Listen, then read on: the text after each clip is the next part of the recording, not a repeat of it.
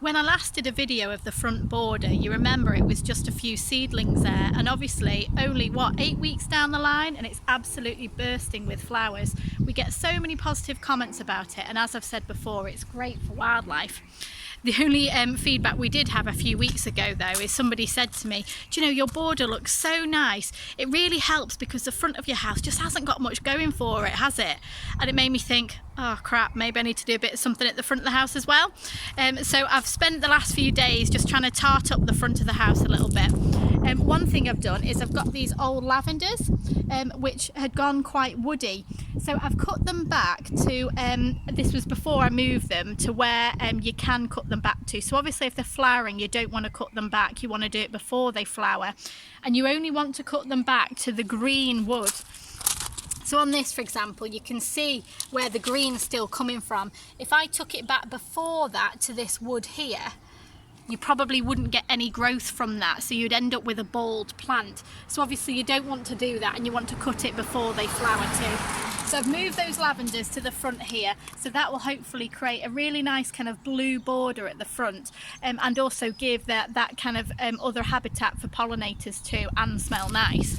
The other thing I've done is I've dug out some old rosemaries which were in these borders here, these two pots, and I've moved them into large containers at the front here.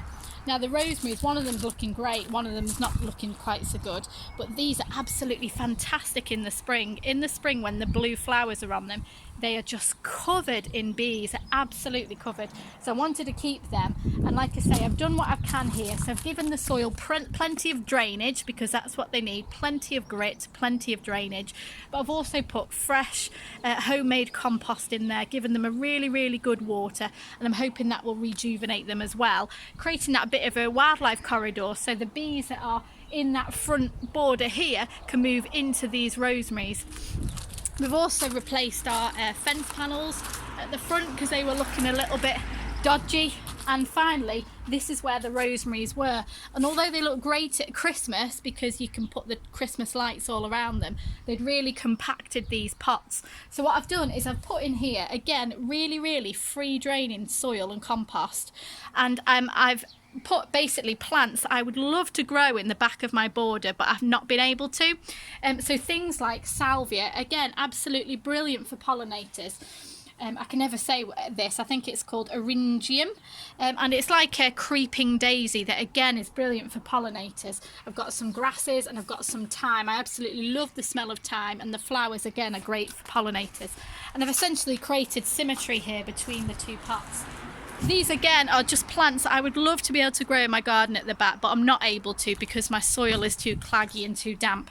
And finally, the last thing I've done here, this pot has got some, as you can see, some sedums and some alpines in.